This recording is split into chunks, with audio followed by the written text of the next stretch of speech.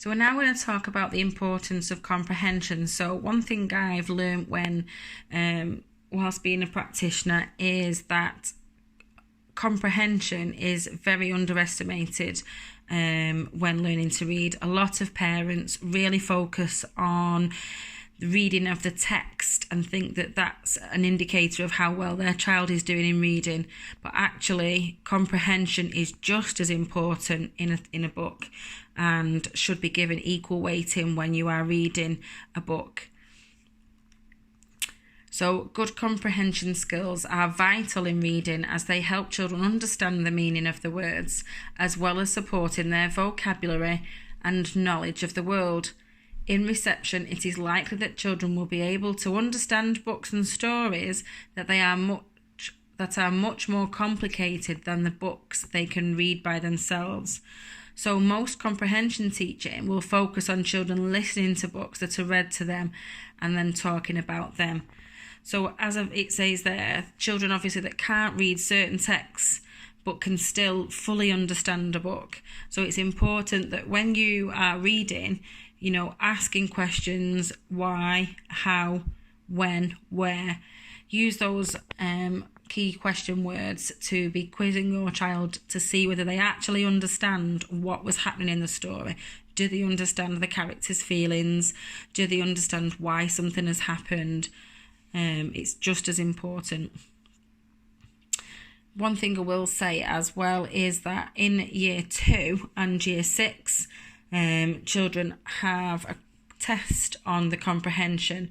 So it's not just about being able to decode a story, but also understanding the importance of whether they have understood what the context is in that story. Before a child can read words, comprehension is already a huge part of reading. And as I've just mentioned, asking questions such as who, where, what, when, why should be part of reading a book. So our reading scheme starts with books sent home with no words. A lot of parents do find this quite deflating as they're excited to get a book with words.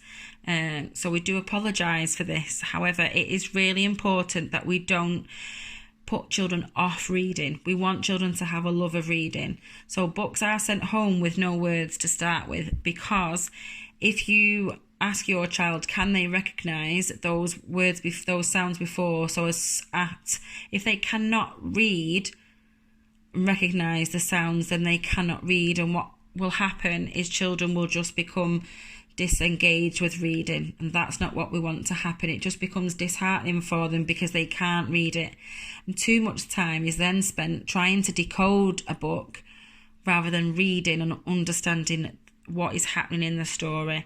So we need to build up a love of reading.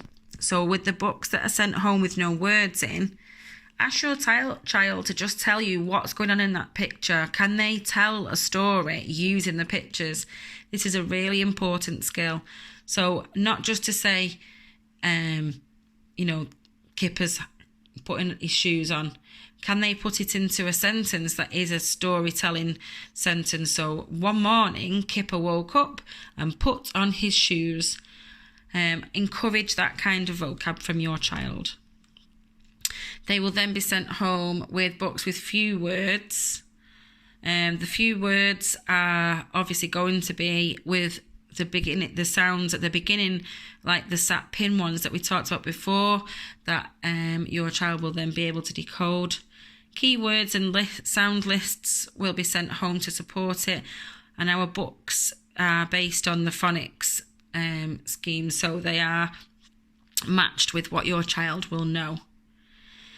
Individual and guided reading each week is done. So the guided reading isn't done in reception till after Christmas. And what guided reading is when we share a book in a small group. This gives children a chance to listen to other children read, and we can also focus on those comprehension skills that we mentioned before. Individual reading will be done with a teacher or a teaching assistant once a week in school.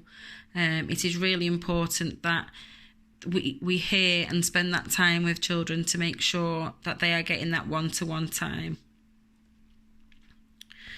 So reading at home needs to be done at least 3 times each week. I can't stress enough how important this is. I have mentioned before that I've been teaching nearly 20 years. And one thing I will say is those children that do thrive and succeed at reading are those children that do read regularly at home. It has such a huge impact on their progress in reading. Some people might think I'm trying to fob the reading off with you guys at home, but I promise I'm really not. You can give your child that time. It is well worth it and will really benefit your child's reading progress. So we also need at home to practice the sounds and words on the word list. And we do ask that parents write a comment in the reading record each time. So you will notice that your child came home with a reading record. So there are 3 boxes: a date, a box for the title of the book, and then a box next to it. If you're unsure what to write in it, ask a grown-up at school, but it just literally needs to be: did they enjoy the book? Were they struggling? Did they read well? Could they sound out well? Did they enjoy the book? Or if you are unsure of what to write, literally just sign your signature in there for us to see that you have read with your child. As mentioned, we ask that children are heard to read 3 times at home before we will change their book. So you need to make sure at least 3 times a week you are signing separately that book. Activities at home that can help. So write the keywords or sounds that they're learning on a piece of paper, stick them on the fridge, ask them regularly, play in the bathroom with them, play Snap with them. It doesn't have to be mums, sorry dads, it doesn't have to be mums that read every single night or every time. Use a variety of adults, anyone that comes to visit, obviously not at the moment with COVID, but it might be brothers or sisters or anyone else that lives in your house with you. Write keywords or sounds in things like sand or dad's shaving foam. Spray a little bit of shaving foam on a plate and spread it out, and children love to actually put their fingers in. You can practice those sounds or words on there or in the thickness of your carpet. Get them to pull the fingers around on the carpet. Children enjoy anything that's tactile. They won't see it as work either. Can you spot the sounds either on the TV? If you're shopping and you might be picking up spaghetti, can they see the sound on that tin of spaghetti? Have a look for them around in the environment. And as I've said, make it lots of fun.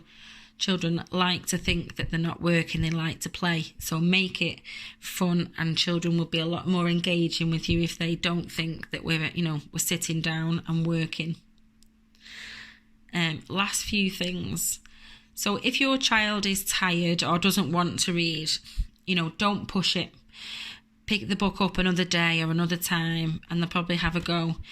As I mentioned, put a comment in your books explaining why they've not done it, or if it continues, do speak to us and we'll work with you to help sort it. But we don't want to put children off reading. That's really important. We don't want to disengage them at this early age.